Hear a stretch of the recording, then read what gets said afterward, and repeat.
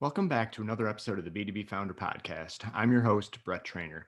Today, I welcome Mark Coronna to the podcast to talk about all things marketing, why you should consider fractional leadership help as you grow, and why strategic planning is critical to scale a business in 2021. I think it always has been, even more so today.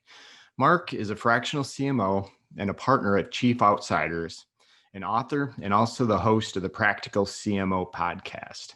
Mark's been around a long time and has been in this industry, everything from a CIO to now, the last 10 years in marketing, and is really good and practical approach to growing your business. So no matter where your company is in their growth journey, this episode will be a great primer on how to think maybe a little bit differently and how to plan for growth. Now, on to the interview.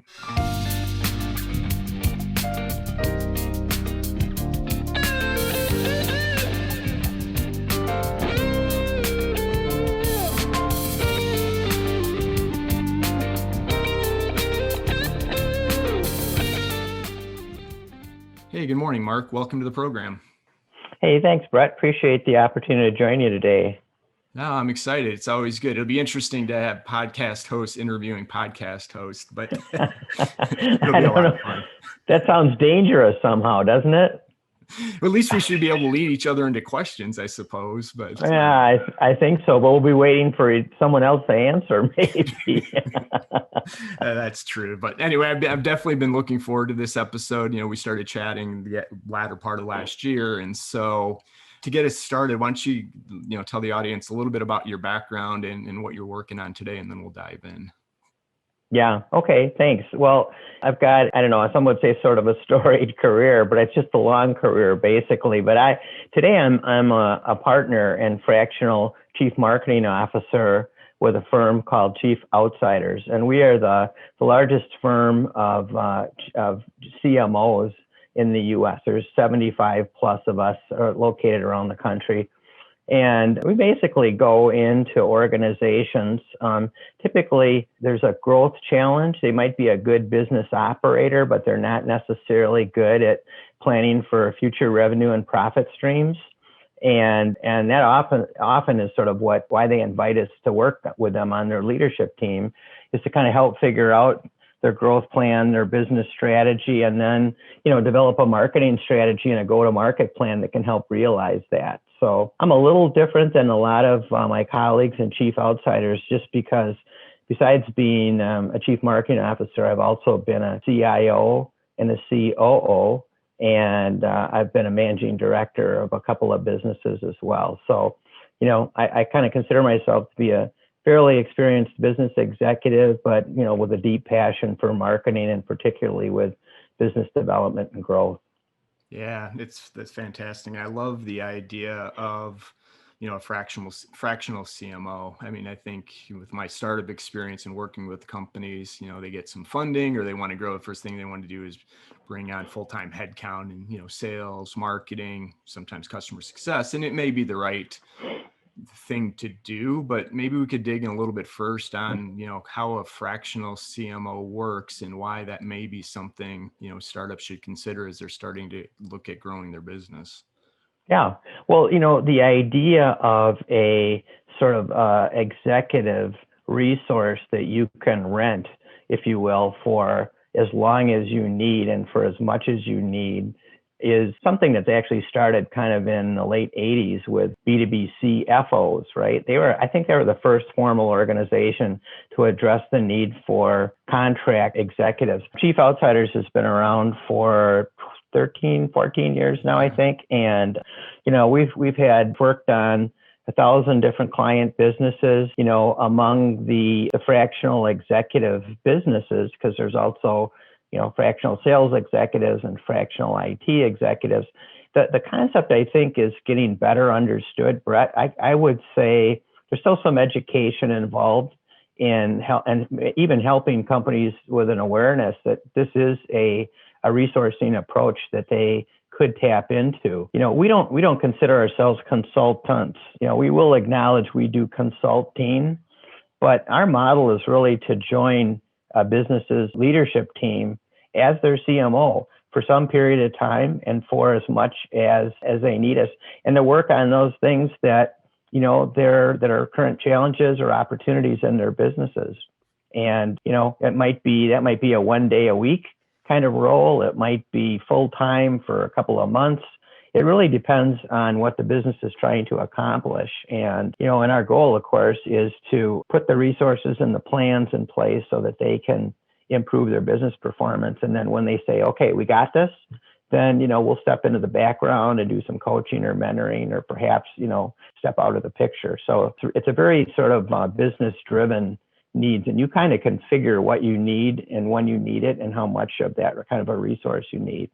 Yeah, it's a great idea. And I think, especially with the audience of this podcast, or, B2B founders looking or considering about scaling their business, right? So if we look at it from, $500,000 in revenue, trying to get up to that 10 million in revenue, it's all about growth, right? And it's all about marketing. And you're right, you may not need a full-time resource at that point. So maybe that's a good transition into, hey, it's now 2021, right? The pandemic is still with us, unfortunately, kind of changed the way we do business. So I'd love to get your perspective, right, as you think about growth and maybe how that's changed in the last 12 months, looking at, some of these startups, and maybe we can kick it off from there.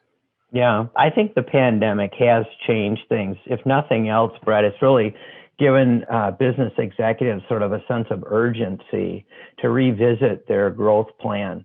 And a lot of businesses going into 20. I mean, I've got some businesses I've been working with actually for a couple of years on a part-time basis. And, one of them has got more business coming out of the pandemic than they had going in, right?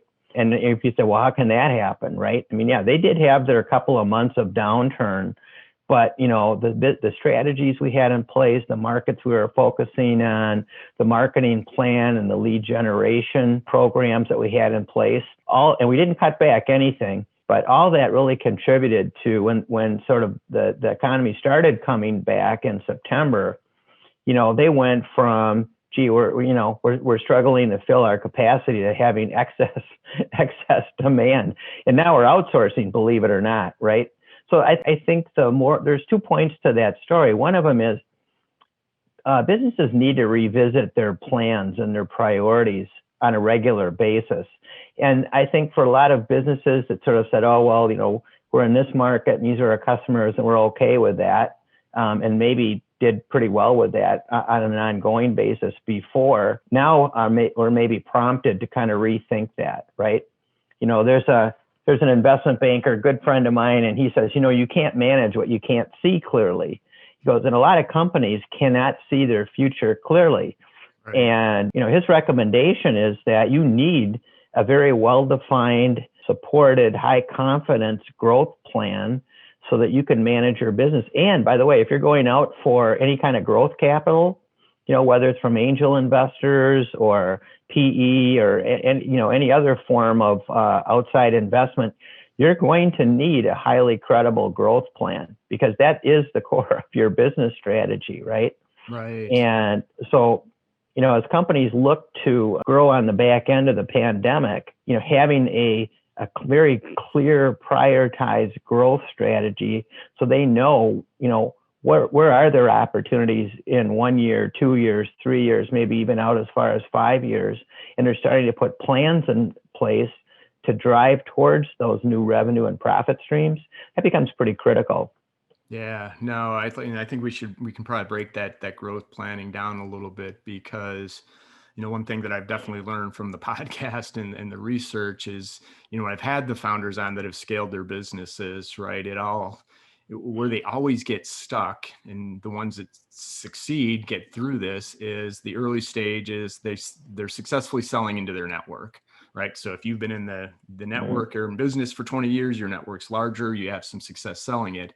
It's when they have to start to sell and grow beyond their network, who's almost, universal.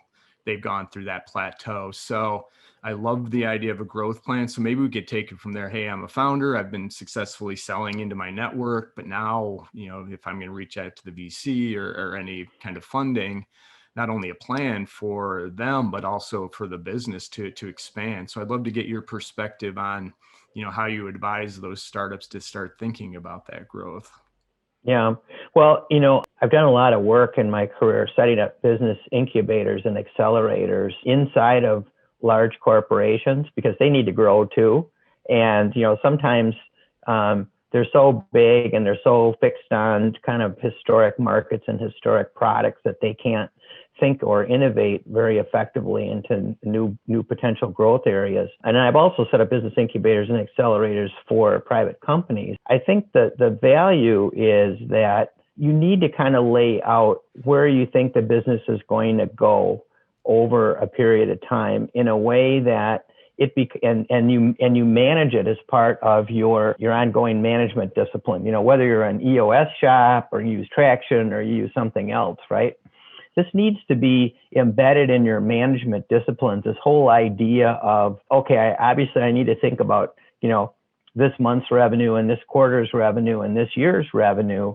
But, the challenge is always that the long-term growth planning always takes a secondary role to, well, we need more revenue this month or this quarter, right? Right. It's just natural. And when I recognized that years ago, I was actually working at Deluxe Corporation in St. Paul, running an internal business incubator. There were no processes or procedures or anything that was really a very well-defined approach to growth planning and growth execution.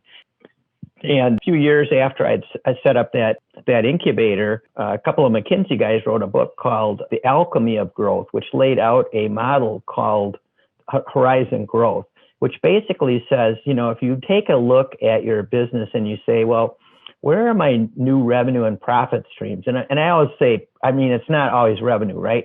We always should be talking about profitable revenue streams, because revenue just for revenue's sake is just not a good goal for anybody. But where are my new profitable revenue streams going to come from in a year or 2 years or 3 years or 5 years? And it lays there, this alchemy of growth model laid out, 3 horizons, H1, H2, H3, that kind of correspond to those years. And you go, okay, well, this makes a lot of sense, right?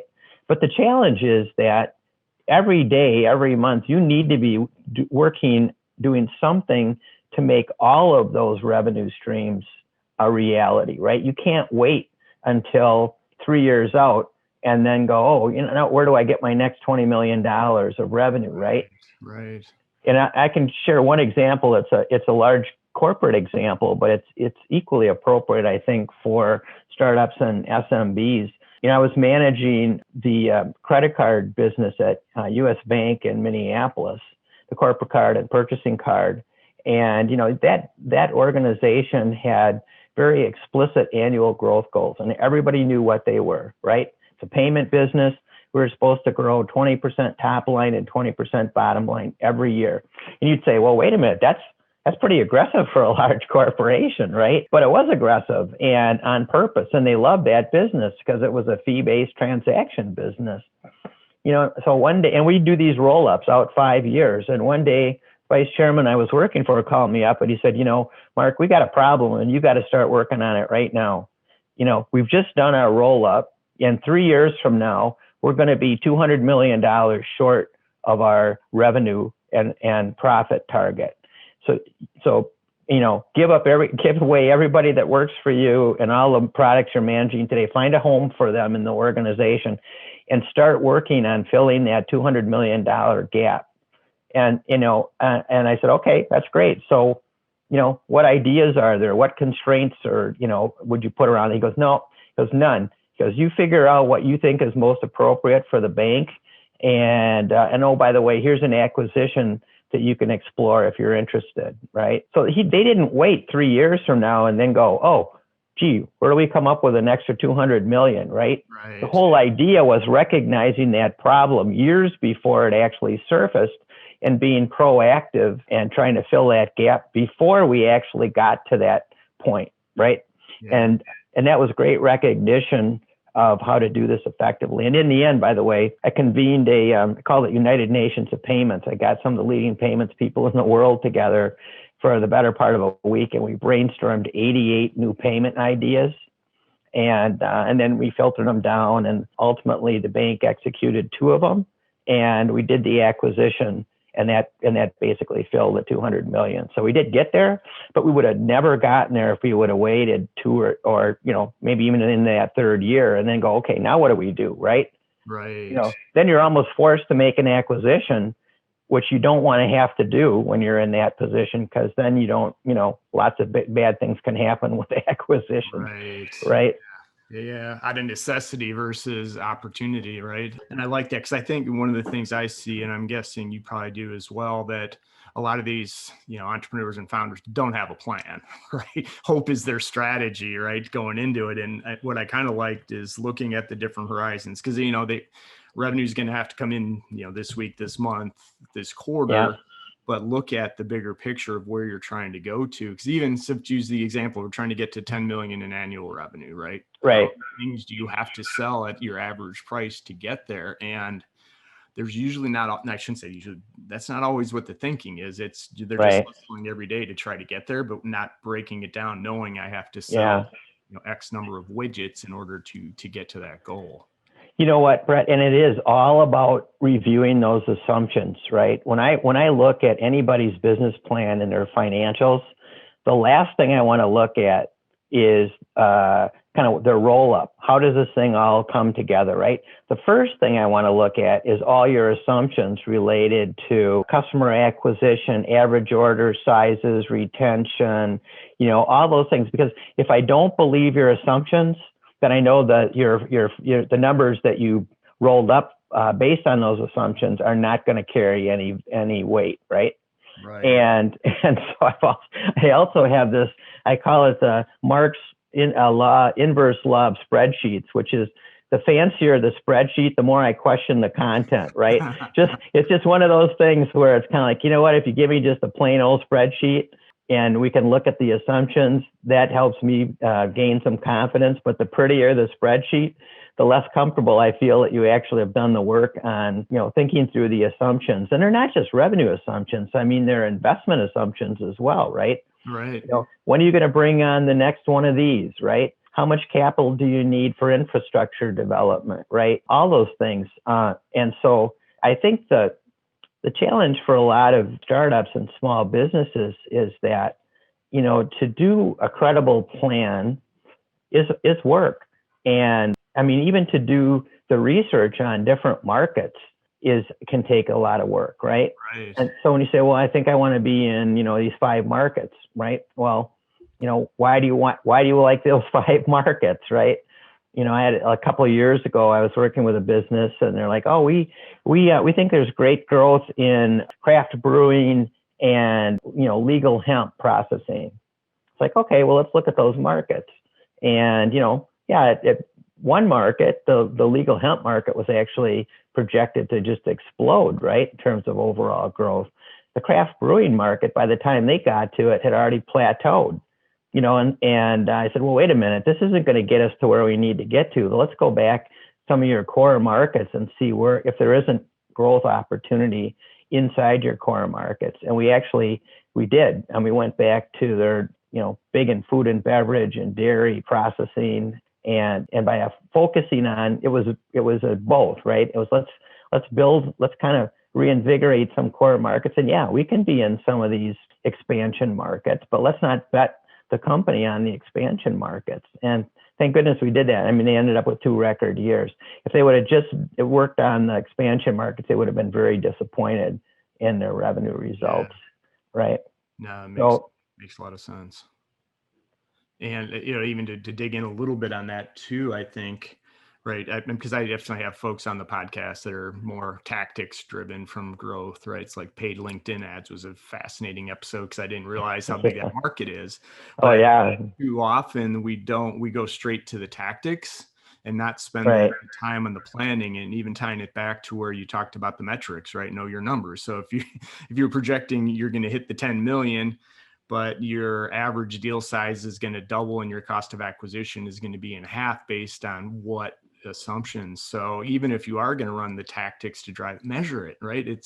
You got to put the time and the effort into, it doesn't have to be super sophisticated. To your point, I'm not a spreadsheet junkie in this sense. No. No, it's not. It's the quality of the content, not the quality of the format, right? Right. And I've told teams that I've worked with for years, like, look, whether you're inside of a corporation and you're looking for investment to sort of help them branch out, or you've got your own business and you're looking for investment, there's 3 P's that investors look at, right? Past performance, the quality of your plan, and the people that you've got. I mean, those are everybody comes back to those 3 things, right? Yeah. How did you do in the past? What's the quality of your plan? Is your plan believable, credible? Have you backed it up? And do I believe in you? Do I believe in the people that are going to execute this, right? Well, when you're a startup, maybe you've done things in your past that will help kind of gain some credibility in terms of past performance. I mean, there are serial entrepreneurs, right? That's kind of done startups, and then did another one, I mean, there are guys that are sort of famous for that. But so that one can be a little bit dicey, the past performance. This is your first startup. The quality of your plan, you have full control over that, right? You want the most believable, credible, vetted plan that you can possibly get. And then you've got to be able to sell yourself and your team, even if it's a small group of people, as and their expertise is competent to execute that plan. And so, bringing in a fractional marketing CMO or other fractional executives actually can help add to the credibility of your team, right? Because maybe you haven't done this before, right. But if you bring in, part-time executives that are part of your management team, probably they have. And so, your whole business gains some credibility based on their past performance. Yeah, no, it makes a lot of sense. And again, coming back to the growth of a business, it starts with marketing, right? It's hard to break out branding from, the traditional market, acquisition type tactics. But, I think the days, I kind of grew up in a sales organization, but also spent time with demand generation. I think it's all, everything we talked a little bit being digitally driven, right? To reach markets, cold calling is almost impossible. So setting up your organization for growth is got to be led with the brand or the marketing first. So yeah, well, and the pandemic challenges of trying to reach remote workers when you don't have their cell phone numbers, you don't have their email addresses if they're not in the office, or if you're trying to reach people with traditional marketing that you think are in the office and they're not in the office, right? I mean, this has sort of introduced some very interesting communications challenges they were there before, but now, I heard a gentleman speak a couple of weeks ago, Brett, and he said, what? Prior to the pandemic, 7% of the workforce was remote. Post-pandemic, even as things kind of normalize at whatever that sort of steady state becomes, 20 to 30% of the workforce will be working remotely. That's a permanent restructuring of how and where people work, right? And it's kind of like, whoa, what does that mean? Sure, more digital is obvious. If you're not effectively using digital programs for customer engagement, for customer acquisition, for customer development, customer retention, right? I mean, and of course, the challenges for a lot of businesses, there's so many different programs and so many different applications. So how do you pick those?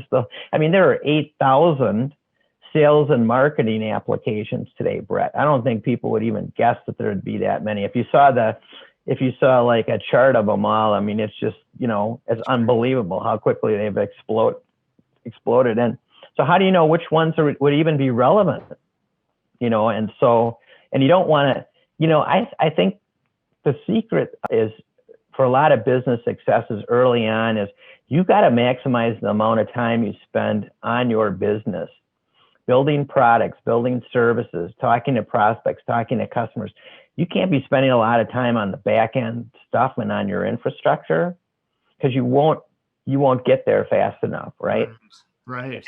And so that's sort of an argument for a very nimble, lean, flexible business model, with potentially outsourced services that can help you move quickly, keep your costs variable, allow you to pivot, right? And if somebody can say, well, you don't need to look at 8,000 applications here. There's only two that really matter. Take a look at these two, and you trust that person and their recommendation, then you're going to be way better off than you are wasting a ton of time going, trying to figure out what should I use for this and what should I use for that. Right. Yeah. I love the idea of coming backwards from the customer's perspective, right? So instead of sales enablement, it's about buyer enablement. And if you took that step back, looked at from the customer or the prospect, how they want to buy, and can you meet them where they need to be? And if you looked, back to the process of it, doesn't have to be super detailed, right? But understand those steps that those buyers are going to go through, what information they're looking for. It'll help you make those decisions on what to automate and what tools to use versus the default, which is, oh, this is the latest technology, I need to go do this. Probably not, right? There's, to your point, there's probably only a couple that really can, help you optimize your business, if you will, but you got to have a process before, writing checks for technology. Well, yeah. And, I think the processes that you automate, particularly those that are in the front end of your business, are important because they can help drive productivity in your organization at the same time as, making your business more attractive to prospects and making it more effective with existing customers. A few years ago, I was working with a chemical distributor, and they're like, well, we think we're behind the curve. Our competitors are doing a lot of front-end automation, but we don't know how to even think this through. We don't know what processes we should consider. And so we actually said, okay, let's kind of make a map of all the forms of customer contact that we could have. And then let's understand whether those would be important to us to automate, right? In other words, whether they would drive some operational efficiencies in our business. But then we also took that same list of process candidates, and surveyed customers and said, well, what's most important to you? And then we matched them, right? So the things that went to the high on our list were things that customers said, hey, if you did this would be really great. And we looked at it and we said, hey, it would be really great for us too, because we'd be able to save some support costs, right? Yeah. And so, that's always the question of, among all the things we could do, what are the ones that we should do, right? And you've got to have that outside in view to be effective in setting those priorities. I think you're absolutely right. That outside in view of customers and competitors and markets is so critical, I think, to any startup being effective, right? And you want those early the early customers to be very successful and be able to build on that. Yeah, 100%. And, one of the things that I've been advocating lately, because I spent, a good portion of my career in larger B2B companies, is the ability for these startups to be very nimble. You kind of touched on it before with variable cost, take the expense. And I don't remember who I was having a conversation with somebody yesterday that spent also a lot of time in more traditional legacy B2B companies. And it comes down to the operating budgets of each of the silos, right? So marketing, sales, product, everybody's got their own budgets, their own metrics, their own goal. And as we are starting to pivot and the buyer expectations are changing, it's going to be really hard for those big companies to make that pivot because they've got to cut across so many different organizations to do it. But where you were kind of talking, set up the right processes up front, you can keep a lot of expense, and the customers prefer it, right? They don't want to be handed off like handshakes every time they go through your org. So I know we're getting a little off topic from marketing, but I think it's important that up front to think about it that way versus, hey, I just got to go. People are important, but lead with the process and the planning. Yeah. I think there's a lot of discussion right now about sort of what's next for marketing, what's next for sales, right? And there's been a lot of conversation, actually goes back some number of years, about marketing taking on the role of growth champion for a business, right? I mean, sales has got the kind of current year growth and revenue and profit. I mean, clearly, that's their responsibility. But who worries about next year, 2 years out, 3 years out, 5 years out, right?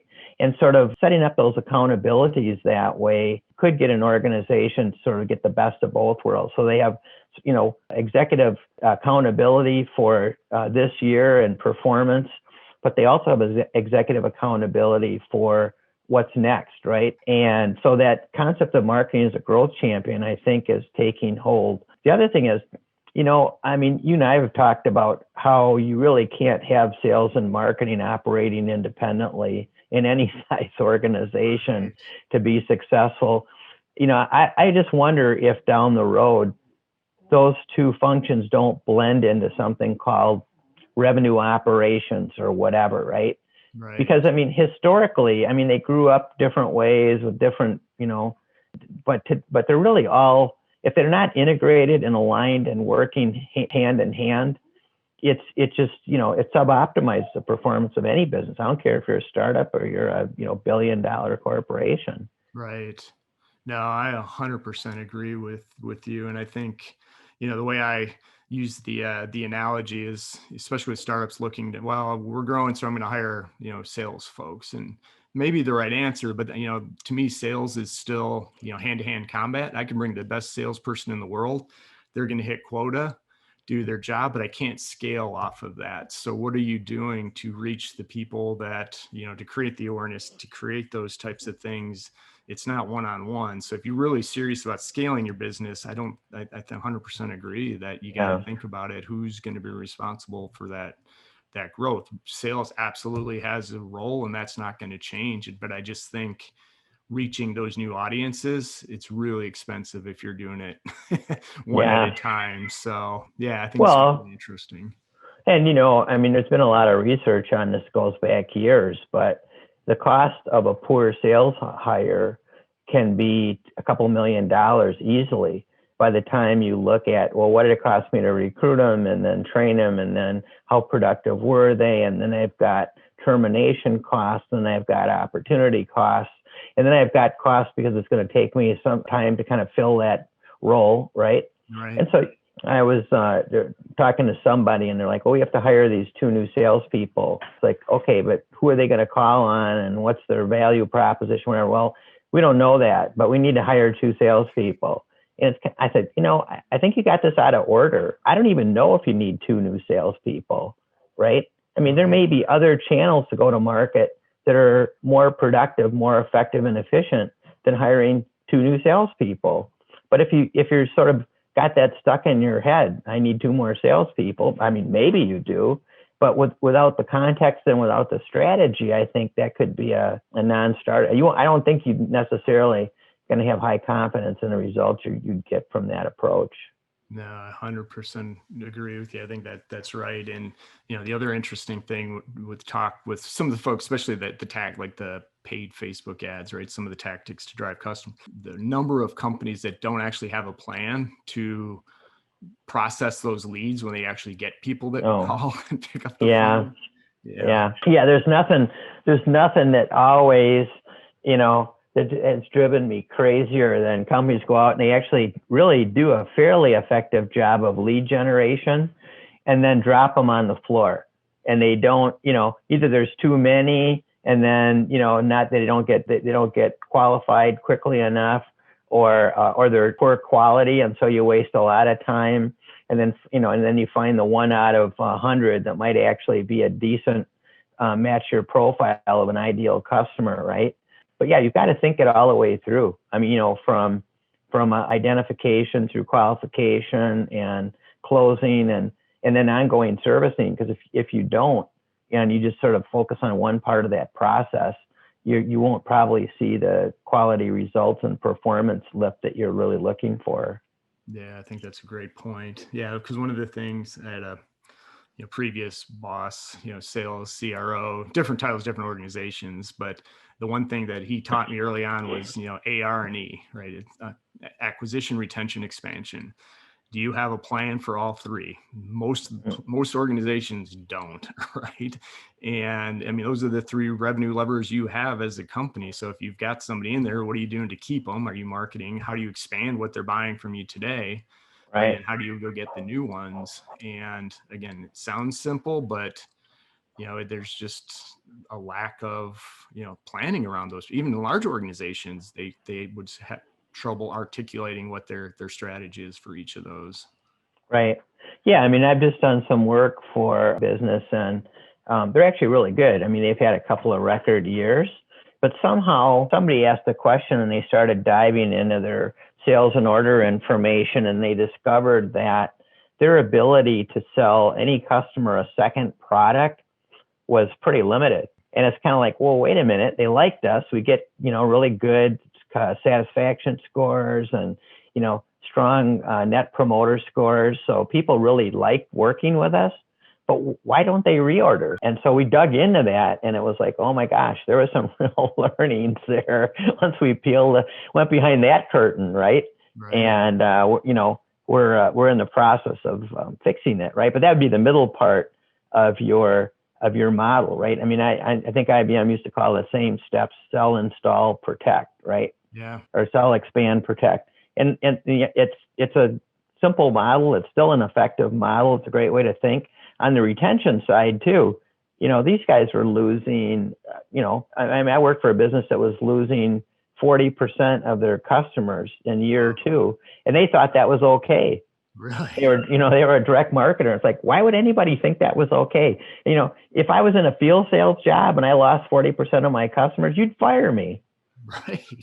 Wow. So why is it okay just because you consider yourself a direct marketer? I don't buy that. Yeah, just think how much harder you have to work to backfill, like plugging the holes in a boat, right? You're pouring revenue in there, but it's leaking out the bottom. Oh, yeah. Well, you know what? And I think that there's a sort of a point I want to make too, because I want to take us back to the sort of startups in the pandemic. The Boston Consulting Group done some fabulous research on what happens to businesses during and after a recession. And they've looked at the last 8 or 9 recessions. And one thing that they realize is companies who've got a good plan to come out to take advantage of the economic tailwinds that are there outperform their peers by 15%. In other words, you can get a 15% increase in your market share if you have a good plan and you have a sense of urgency coming out of any recession, right? And it's a 15% sustainable advantage. Well, Brett, I mean, think about what that would cost you to get 15% additional market share in any normal economic environment, right? Yeah. It'd be expensive, and you might not even be able to do it. And so the point is, guys, act now. I mean, this is the time to figure out where your opportunities really are.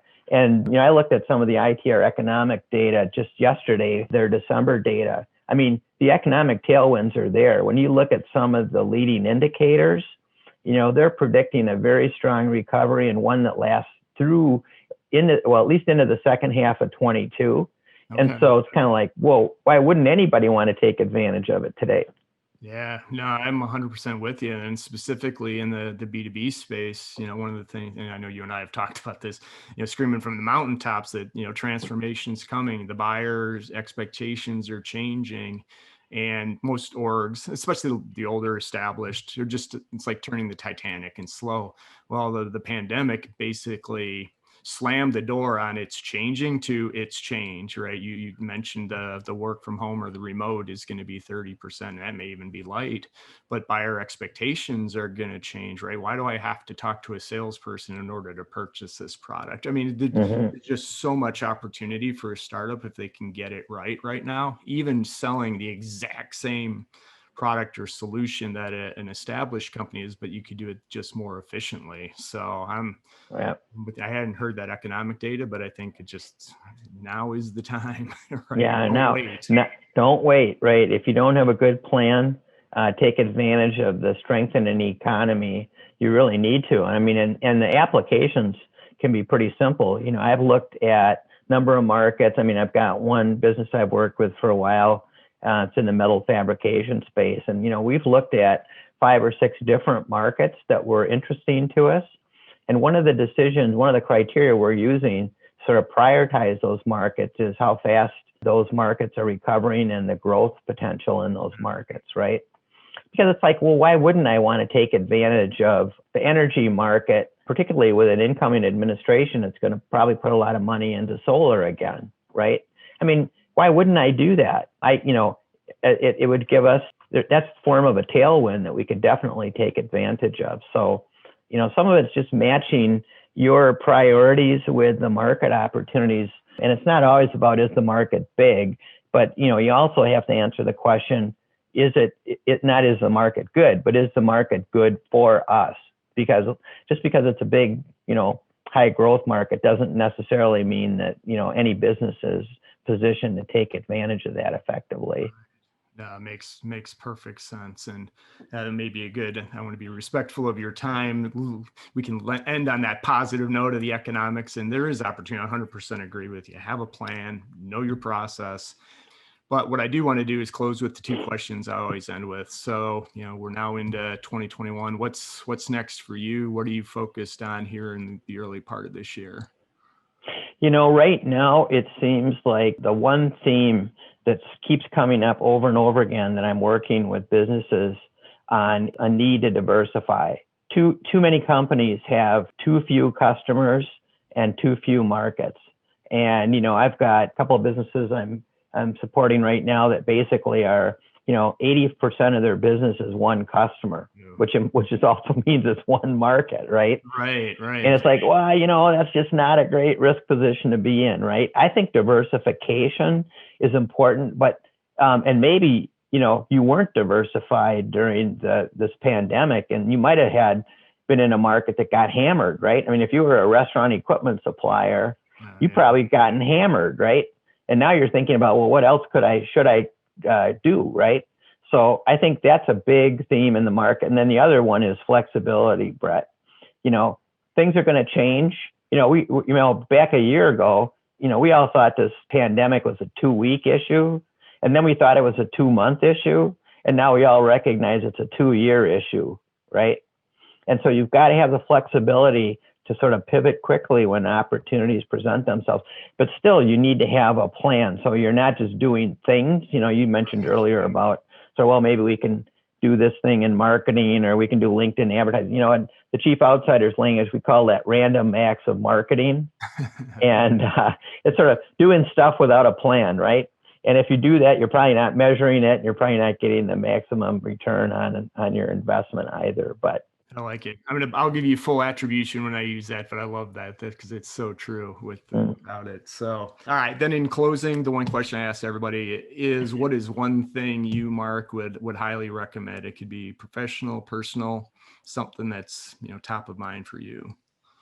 I'd say it's like, stay positive. Right now it's really easy to sort of kind of get, feel the burdens and the stresses and whatever. But gosh, there was a guy I met last fall, and his whole thing was get moving. It's like, there's never been a better time to innovate in business than right now. And I thought it was such a positive, empowering message. That's what I would tell people is find the opportunities, get moving, right? Dig out, get your plan, get everybody organized, get on track and get moving, because there's probably a better future for you out there. Yeah, that's so true and so good, right? Both personally and professionally, I think that's great advice. And, I tend to try to go by the glass half full as much as possible. And I just, people say, well, you're not a realist. Well, it is realistic. You can be optimistic though, right? So yeah. Positive mindset never hurt anybody, I don't think. No, I don't think it did. Awesome. Well, Mark, thank you so much for doing this. I learned a lot. I'm sure the audience learned a lot. We talked about fractional CMO. So if folks want to reach out to you directly after this, learn more about Chief Outsiders, yourself, what's the best way for folks to connect with you? Well, you can go to my LinkedIn profile. It's just Mark Coronna, Coronna. And or you can go to chiefoutsiders.com and you can find my profile there as well. So happy to talk to you and learn more about what you're trying to accomplish and see if there's not a way we can help you move faster. Yeah, it's awesome. And also, you'd be remiss if we didn't mention the podcast. Yeah. Is highly entertaining and informational, the Practical CMO, right? Yeah, the practicalcmo.com. And if you feel like you really need to get pumped up, listen to the October podcast with a gentleman named Kyle Arneson. because he's the guy he's like the keep moving guy, right? And, he and I were on a panel, and he goes, I don't know why anybody's complaining about this pandemic. He goes, there's never been a better time to innovate in business. And everybody their jaws dropped, right? And it's kind of like, what? Who is this guy, right? And then he made his case for it. And honestly, it's pretty compelling. So awesome. I'll also link to that in the show notes with all your contact info. And Mark, we'll probably have to bring you back here. Maybe we'll get into, the second part of this year, and we'll get an update and make sure all of our folks and listeners have their plans. And right, you can't measure it, you can't drive it. So that's right. Yep. I'd be happy to come back anytime, Brett. Awesome. Well, thanks again, Mark. You have a great rest of your day, and we'll catch up with you soon. Yep. Sounds good. Good luck, everybody. All the best. Cheers.